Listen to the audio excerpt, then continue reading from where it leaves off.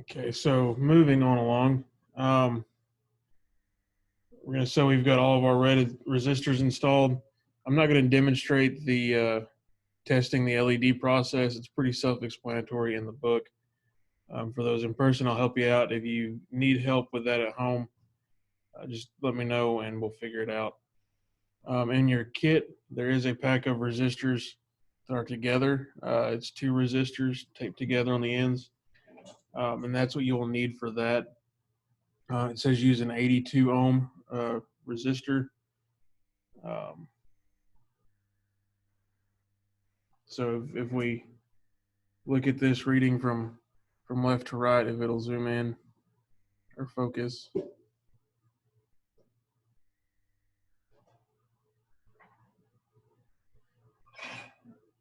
Anyway, on this end, you've got gray, then red, then black. Gray is a value of 8, red is a value of 2, black is a 0. So that is an 82 ohm. And then we've got our gold, which is just a multiplier. So the resistor that goes gray, red, then black is our 82 ohm resistor, and that's what we'll use for testing LEDs. So moving on from that, after you've tested that, we move into step 5, which is the yellow LEDs, and it is the same thing. I'll show you. I don't know if I can see it here. You can kind of see it on here, but you notice how the emblem is rounded on the bottom, the bulb's rounded on the bottom, and where it's flat on top, the bulb is also flat up there a little bit. But again, the short side or the flat side is where the short diode or the short lead lines up for your yellow LEDs. So LED 9 through 16, so 9, 10, 11, 12, 13, 14, 15, and 16 are all going to be yellow LEDs. So I'll do a couple of those. I'm going to start from 16 and work back.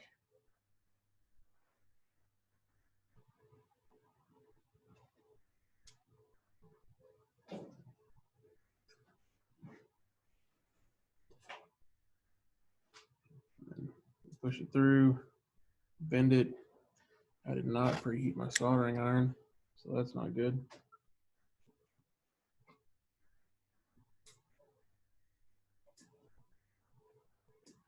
Then again, flat side, short lead.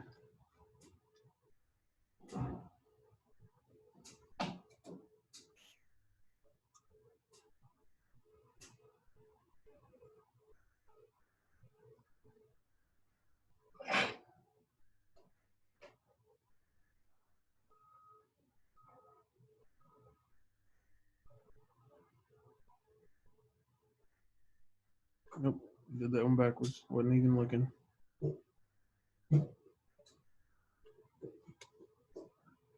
So if we're looking at the back, you can see this one is the short one.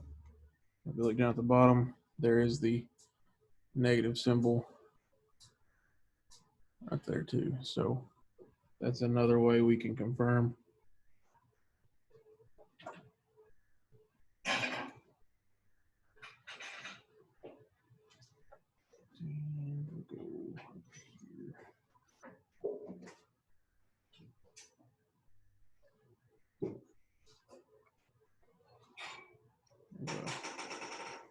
If I put it in backwards and look at it, you can see where the bulb is coming up over the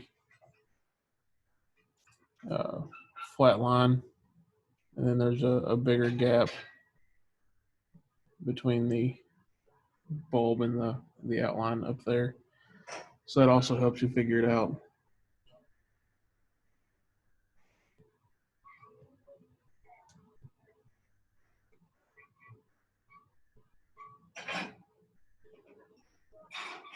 Okay, hopefully my iron is now.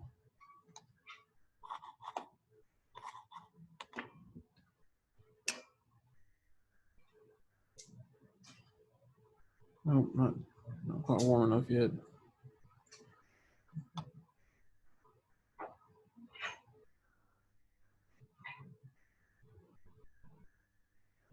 There we go. So tin the tip some. I can go in and solder.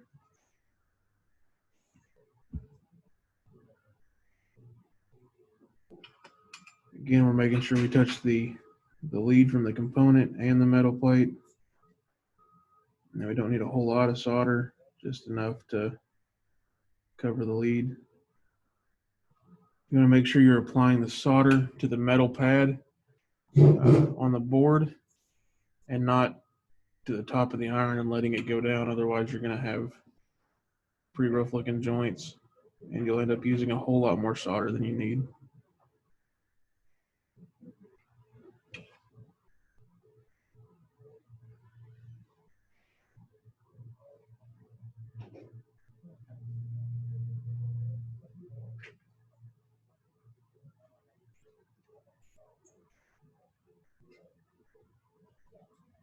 And you want to put the iron onto the board and the component, then bring the solder to it.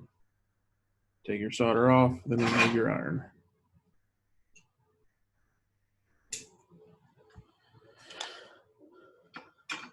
So just like that. Now we've got those 4 LEDs on there.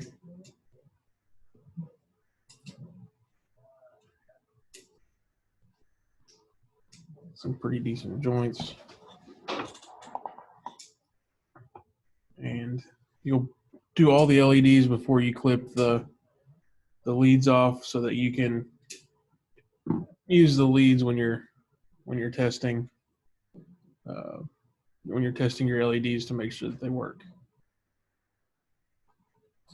So that is, I believe, the end of step 5.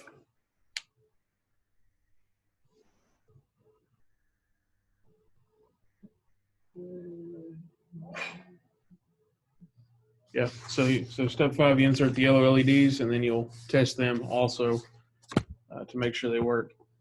If an LED isn't working, go back and make sure that it's not in backwards or something like that.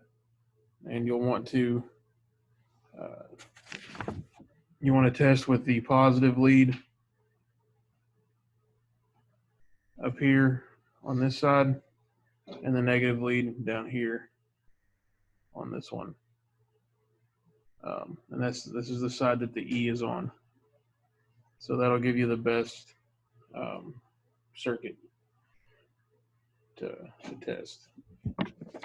All right, and I'll see you next time for step 6.